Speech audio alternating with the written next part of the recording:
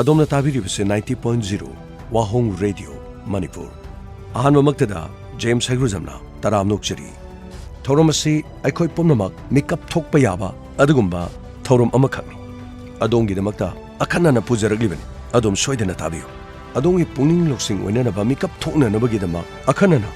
IISEA-ꯒꯤ ꯃꯈꯥꯗ ꯏꯂꯦꯛꯇ꯭ꯔꯣꯅꯤꯛꯁ ꯑꯃꯗꯤ information ministry of government ꯏꯟꯗꯤꯌꯥꯒꯤ ꯃꯈꯥꯗ ꯄꯨꯖꯔꯛꯄ ꯊꯧꯔꯝ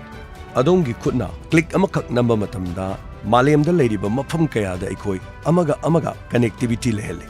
ꯏꯟꯐꯣꯔꯃꯦꯁꯟ ꯀꯌꯥ ꯈꯪꯍꯜꯂꯤ ꯈꯪꯗ ꯎꯗꯕ ꯀꯌꯥ ꯎꯍꯟꯕ ꯉꯝꯃꯤ ꯑꯗꯨꯕꯨ ꯀꯣꯜ ꯑꯃꯈꯛꯅꯁꯨ ꯑꯗꯣꯝꯅ ꯇꯥꯟꯖꯔꯛꯄ ꯆꯍꯤ ꯆꯨꯞꯄ ꯊꯝꯂꯛꯈꯤꯕ ꯁꯦꯟꯐꯝ ꯄꯨꯝꯅꯃꯛ ꯑꯔꯦꯝꯕꯗ ꯃꯥꯡꯈꯤꯕꯁꯨ ꯌꯥꯏ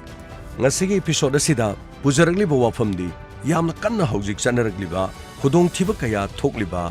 ꯊꯧꯗꯣꯛ ꯑꯃꯒꯤ ꯃꯇꯥꯡꯗꯅꯤ ꯑꯩꯈꯣꯏ ꯄꯨꯝꯅꯃꯛ ꯆꯦꯛꯁꯤꯟꯃꯤꯟꯅꯅꯕꯒꯤꯗꯃꯛ ꯄꯨꯖꯔꯛꯂꯤꯕ ꯊꯧꯔꯝ ꯑꯁꯤꯗ ꯉꯁꯤꯒꯤ ꯌꯥꯝꯅ ꯃꯔꯨꯑꯣꯏꯕ ꯏꯄꯤꯁꯣꯗ ꯑꯁꯤ ꯗꯤꯖꯤꯇꯦꯜ ꯑꯦꯔꯦꯁ ꯗꯤꯖꯤꯇꯦꯜ ꯑꯦꯔꯦꯁ ꯍꯥꯏꯔꯤꯕꯁꯤ ꯑꯣꯟꯂꯥꯏꯟ ꯐ꯭ꯔꯣꯗ ꯃꯈꯜ ꯑꯃꯅꯤ ꯃꯁꯥꯅ ꯃꯁꯥꯕꯨ ꯄꯨꯂꯤꯁ ꯑꯣꯐꯤꯁꯔꯅꯤ ꯁꯥꯏꯕꯔ ꯀ꯭ꯔꯥꯏꯝꯒꯤ ꯑꯣꯐꯤꯁꯔꯅꯤ ꯅꯠꯇ꯭ꯔꯒ ꯒꯚꯔꯟꯃꯦꯟꯠꯀꯤ ꯑꯦꯖꯦꯟꯁꯤ ꯑꯃꯅꯤ ꯍꯥꯏꯗꯨꯅ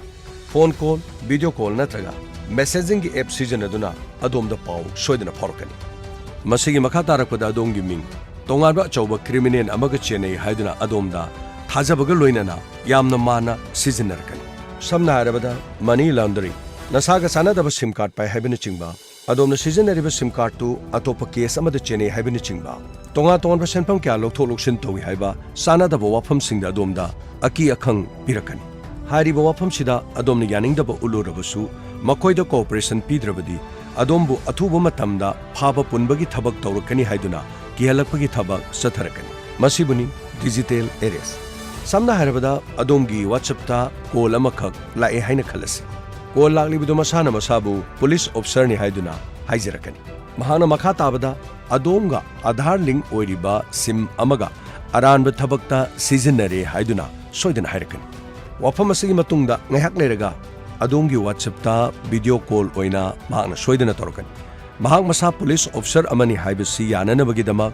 ID-ꯅꯆꯤꯡꯕ ꯆꯞ ꯆꯥꯕ ꯄꯨꯂꯤꯁ ꯑꯣꯐꯤꯁꯔ ꯑꯃ ꯃꯥꯟꯅꯅꯕꯒꯤꯗꯃꯛ ꯁꯣꯏꯗꯅ ꯑꯗꯣꯝꯗ ꯃꯁꯥꯅ ꯃꯁꯥꯕꯨ ꯁꯛ ꯇꯥꯛꯆꯔꯛꯀꯅꯤ ꯃꯗꯨꯒ ꯂꯣꯏꯅꯅ ꯅꯍꯥꯛ ꯗꯤꯖꯤꯇꯦꯜ ꯑꯦꯔꯦꯁ ꯇꯧꯔꯦ ꯍꯥꯏꯗꯨꯅ ꯍꯥꯏꯔꯛꯀꯅꯤ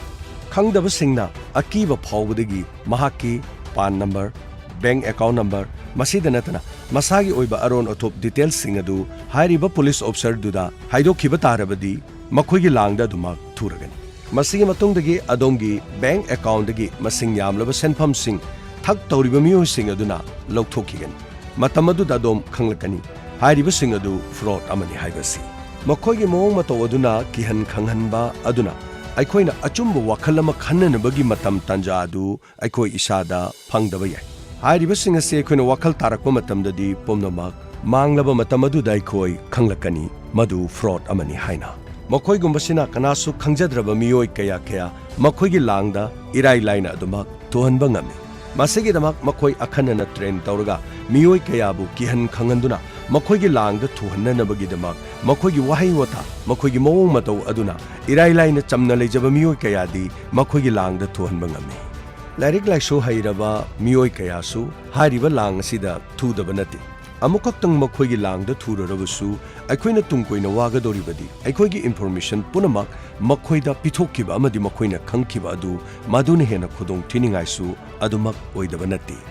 ꯑꯗꯣꯝ ꯈꯪꯖꯤꯟꯕꯤꯌꯨ ꯚꯥꯔꯠ ꯁꯔꯀꯥꯔꯒꯤ ꯃꯈꯥꯗ ꯊꯕꯛ ꯇꯧꯔꯤꯕ ꯁꯦꯀ꯭ꯌꯨꯔꯤꯇꯤꯒꯤ ꯃꯤꯑꯣꯏ ꯑꯃꯠꯇꯅ ꯑꯗꯣꯝꯗ ꯀꯩꯗꯧꯅꯨꯡꯗ ꯋꯥꯆꯞ ꯅꯠꯇ꯭ꯔꯒ ꯚꯤꯗꯤꯑꯣ ꯀꯣꯜꯗ ꯁꯦꯜ ꯈꯛ ꯅꯤꯔꯛꯂꯣꯏ ꯀꯔꯤꯒꯨꯝꯕ ꯅꯤꯔꯛꯄ ꯇꯥꯔꯕꯗꯤ ꯑꯗꯣꯝ ꯑꯗꯨꯃꯛ ꯈꯪꯖꯤꯟꯕꯤꯕ ꯌꯥꯔꯦ ꯃꯗꯨ ꯐ꯭ꯔꯣꯗꯅꯤ ꯍꯥꯏꯅ ꯃꯁꯤꯗ ꯅꯠꯇꯅ ꯑꯗꯣꯝꯅ ꯀꯔꯤꯒꯨꯝꯕ ꯂꯥꯜꯂꯝꯕ ꯇꯥꯔꯕꯁꯨ ꯗꯤꯖꯤꯇꯦꯜꯒꯤ ꯄ꯭ꯂꯦꯠꯐꯣꯔꯝ ꯑꯃꯗ ꯑꯗꯣꯝꯕꯨ ꯐꯥꯕ ꯄꯨꯟꯕꯒꯤ ꯋꯥꯐꯝ ꯄꯨꯂꯤꯁ ꯑꯃꯠꯇꯅ ꯁꯦꯀ꯭ꯌꯨꯔꯤꯇꯤ ꯑꯃꯠꯇꯅ ꯑꯗꯣꯝꯗ ꯍꯥꯏꯕ ꯌꯥꯕꯒꯤ ꯅꯤꯌꯣꯝ ꯂꯩꯇꯦ ꯗꯤꯖꯤꯇꯦꯜ ꯑꯦꯔꯦꯁ ꯑꯁꯤ ꯑꯗꯣꯝꯒꯤ ꯄꯩꯁꯥ ꯑꯗꯨ ꯐ꯭ꯔꯣꯗ ꯇꯧꯔꯒ ꯂꯧꯊꯣꯛꯈꯤꯕꯇ ꯅꯠꯇꯦ ꯑꯗꯣꯝꯒꯤ ꯄꯨꯟꯁꯤꯕꯨ ꯅꯥꯏꯇꯣꯝ ꯇꯥꯍꯟꯅꯅꯕ ꯑꯗꯣꯝꯕు ꯋꯥꯈꯜ ꯂꯩꯅꯥ ꯅꯥꯍꯟꯅꯅꯕꯒꯤ ꯑꯆꯧꯕ ꯃꯔꯝ ꯑꯃꯁꯨ ꯑꯣꯏꯔꯛꯀꯗꯧꯔꯤꯕꯅꯤ ꯃꯁꯤꯅ ꯑꯗꯣꯝꯕు ꯅꯝꯗꯨꯅ ꯅꯥꯏꯇꯣꯝ ꯇꯥꯍꯟꯗꯨꯅ ꯊꯝꯕ ꯉꯝꯒꯗꯧꯔꯤꯕꯅꯤ ꯃꯈꯣꯏꯅ ꯑꯗꯣꯝꯗ ꯋꯥꯐꯝ ꯑꯁꯤ ꯀꯅꯥꯒꯨꯝꯕ ꯃꯤꯑꯣꯏ ꯑꯃꯠꯇꯗ ꯍꯥꯏꯗꯣꯛꯀꯅꯨ ꯍꯥꯏꯗꯣꯛꯂꯕꯗꯤ ꯑꯗꯣꯝ ꯍꯦꯟꯅ ꯈꯨꯗꯣꯡ ꯊꯤꯒꯅꯤ ꯍꯥꯏꯅ ꯑꯗꯣꯝꯗ ꯀꯤꯍꯟ ꯈꯪꯍꯟꯗꯨꯅ ꯁꯣꯏꯗꯅ ꯍꯥꯏꯔꯛꯀꯅꯤ ꯃꯁꯤꯅ ꯑꯗꯣꯝꯒꯤ ꯏꯃꯨꯡ ꯃꯅꯨꯡꯗ ꯂꯩꯔꯤꯕ ꯃꯤ ꯐꯥꯎꯕꯗ ꯈꯪꯍꯟꯗꯅꯕꯒꯤ ꯋꯥꯐꯝ ꯃꯈꯣꯏꯅ ꯍꯥꯏꯔꯛꯀꯅꯤ ꯈꯪꯍꯜꯂꯕ ꯁꯟꯗꯣꯛꯂꯕ ꯃꯤꯄꯨꯝ ꯈꯨꯗꯤꯡꯃꯛꯇ ꯃꯊꯪ ꯈꯪꯂꯛꯅꯕꯗꯤ ꯑꯇꯣꯞꯄ ꯑꯦꯖꯦꯟꯁꯤ ꯀꯌꯥꯅꯁꯨ ꯅꯪꯒꯤ ꯅꯊꯛꯇ ꯑꯃꯨꯛ ꯍꯟꯅ inquiry tawruktuna nangwonda hena awaba pirakani haiba wafam hena kihan khanganduna adombu namthak tawba yaba wafam kaya hairakani mamangda hojikakta panjakhiba wafamdu kanagumba amana aranba tawrabasu digital gi platform amada phagani haibasi lona yaba natte digital gi platform amada adom phagadawre natraga adom phagani haiduna police natraga mari leinaba agency amatana adomda kihalakpasi lona yadaba maram amani haibasi khak kawbiroidabani karigumba tawraklabadi adom 16 biba yare madudi adom makhoigi langda thugadawruba mi ama oire haibasi adoi batarabadi asigumba tawdoksi adomda thoklabadi adomna lang asidagi thudanaba kari tobatai adom asigumba asida pangthadanabagi damak adomgi karamba khongthang lokhatkadagi haibasi adom kiningai oide pakhat piganu adom digital areas asidagi kannanabagi damak lambi kaya marum lei